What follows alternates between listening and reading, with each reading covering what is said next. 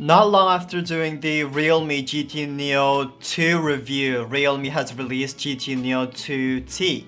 If you're wondering why the upgraded version of GT Neo 2 was released so soon, you'll be mistaken. The hardware specification of GT Neo 2T is lower than the Neo 2. You'd think it's just a chip downgrade. You'll be mistaken again. They're almost two completely different phones. So, what kind of phone is the Realme GT Neo 2T? Let's take a look. Although it's called Neo 2T, but the design is completely different from Neo 2.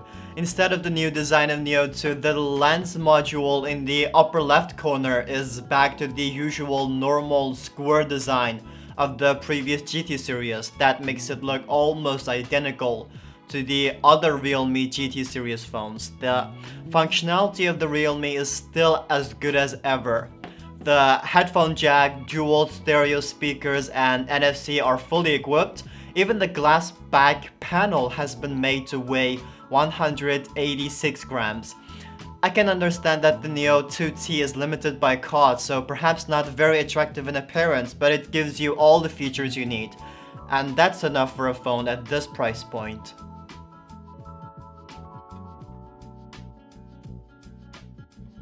The GT Neo 2T has a smaller screen than the Neo 2.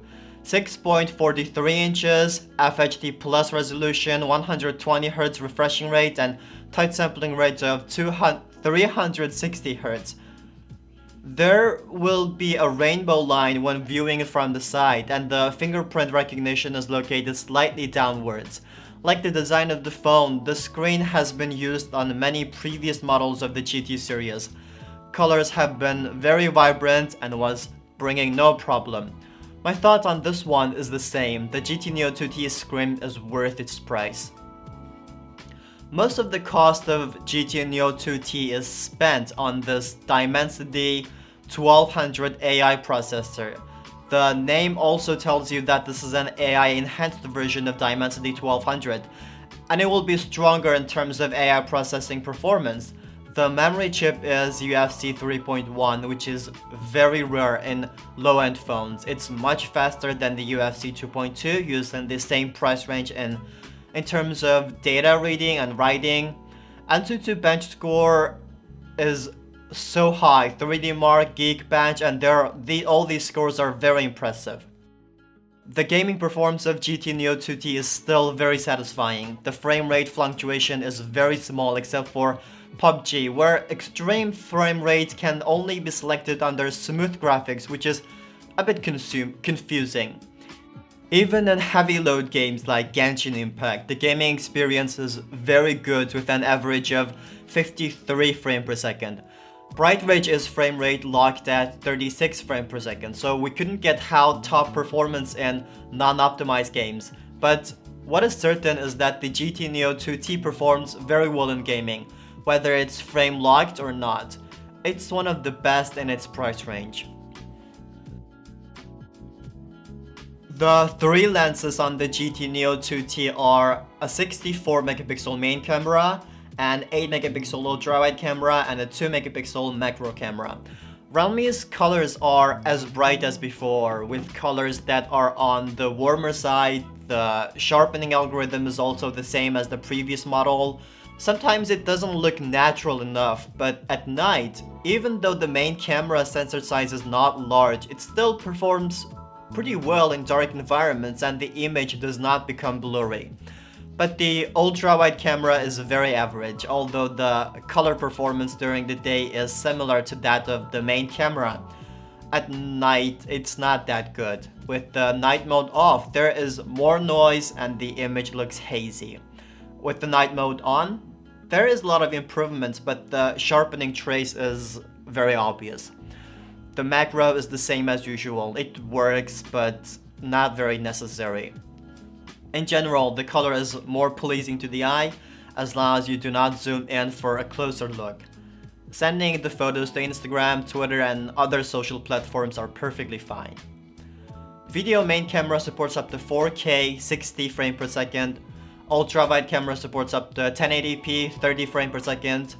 But in normal mode, shooting 1080p 30 frames per second with ultra-wide camera doesn't have any image stabilization, and in ultra steady max mode, it crops out a lot of scenes from the video, so there is no point using the ultra-wide lens to shoot videos.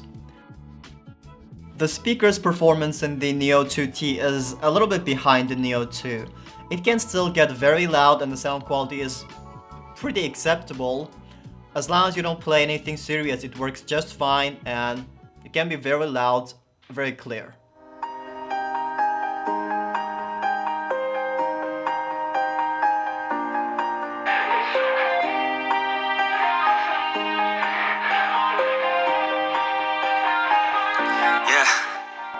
Everybody knows that I'm breaking down. Everybody knows I ain't faking now.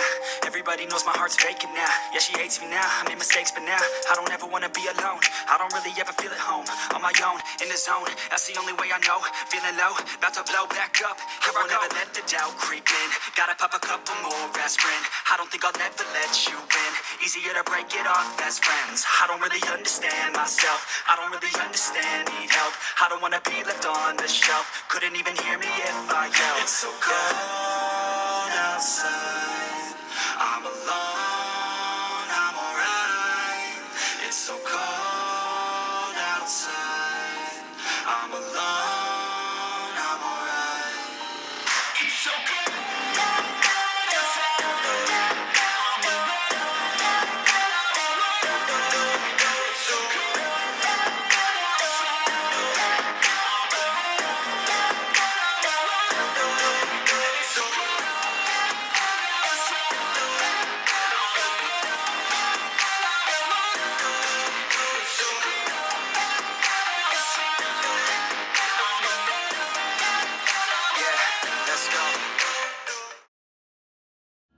The GT Neo 2T comes with the charger in the box. It supports a maximum charging speed of 65 watts.